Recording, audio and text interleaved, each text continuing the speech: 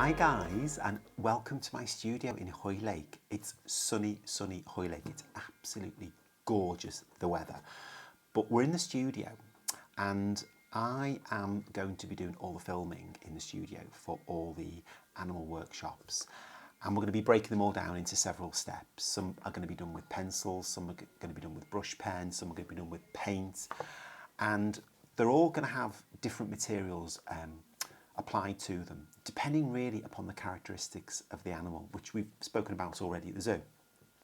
Now, before I do the workshops, I need to kind of get my head round exactly how I'm going to do these, because as you know, I don't normally do animals. I normally do buildings with windows and doorways and that kind of stuff. So doing animals is a bit different, so I've had to practice a little bit. So I'm going to share with you now my little practice sketchbook. Now, some of these are a bit iffy. They're not great quality, but the important thing is they've enabled me to kind of work out some of the teaching points, some of the kind of methodology behind how I'm going to approach this. So I just want to go through it with you now. So the first one, obviously, hopefully you can tell it's a camel, and this has been done in pencil. Very, very quick, just helping me to work out the shape, the composition. On the next page, we've got two more done in pencil. That one's an elephant, okay, big ears, all right, and a trunk. This is a rhino. I chose not to actually do that particular image. Instead, I found a different one, but it was quite useful just to sketch it out. Just to kind of do lots and lots of blending with the soft leaded pencils to give a lovely sense of volume. That one's got a bird on it. Bird isn't going to happen. So on the next page, we have got the ostrich. Again, that's done in pencil. And then on this page here, we've got a very, very quick loose sketch of the giraffe. These are the actual images that I'm using. Well, not the images, but these are the basic compositions of the animals that I'm using from the photographs. So this is a brush pen one. So sketched out with brush pen first of all, just to create the volume, and then just populated it with a little bit of a darker brush pen, just to start suggesting the patterning, and it's just gone round in ink with a fine liner. Okay, this is the sea lion, looking really cute and chunky in brush pen. This was chimpanzee. Sorry, I forgot what it was called then. This is a chimpanzee. Now, I decided not to do this particular one. I did a different image instead. But again, this was just a great little practice one because it helps you to focus on the features and the characteristics of this particular animal. This is the one I chose, this little baby one here, kind of swinging through these two kind of branches. That's the one I chose to do. This is the leopard, looking a bit snarly, doesn't want to be drawn, a bit cross. Okay, this is the toucan. Now, we didn't do a toucan. I was going to do a toucan. We couldn't find a toucan at the zoo. We could only find a macaw, as you know.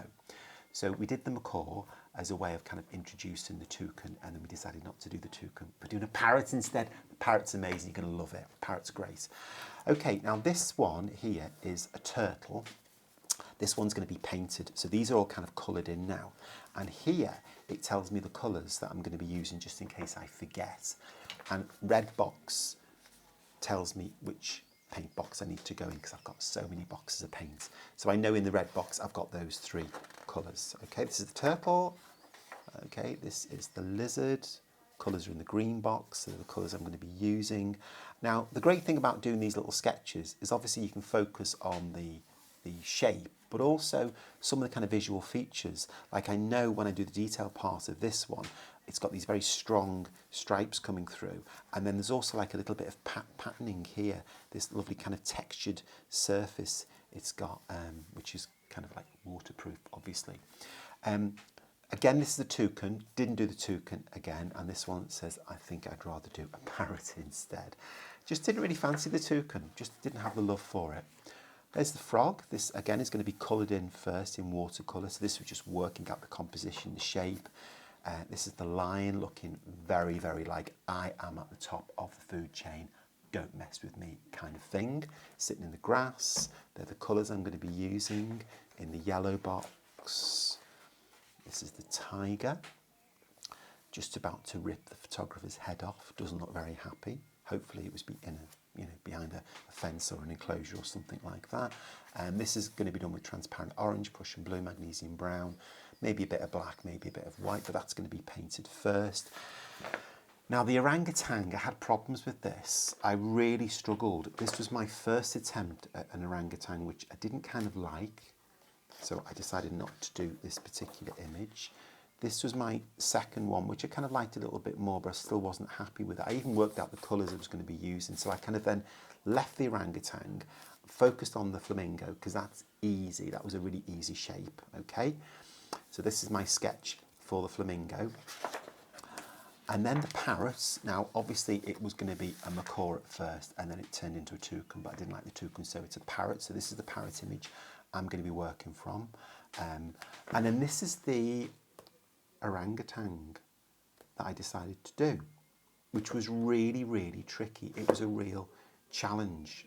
I don't do orangutans, but I'm sure it'll be okay. We'll manage it, and I'm going to do it in burnt umber, magnesium brown, ultramarine, and there's just a few little splashes here of colour with me trying to kind of work out all the different tonal values. So this is just my little scruffy sketchbook, and it's all just so I can work out things like composition, colour, all that kind of stuff. So I had to do this before I can really embark upon the workshops, because I don't normally do animals.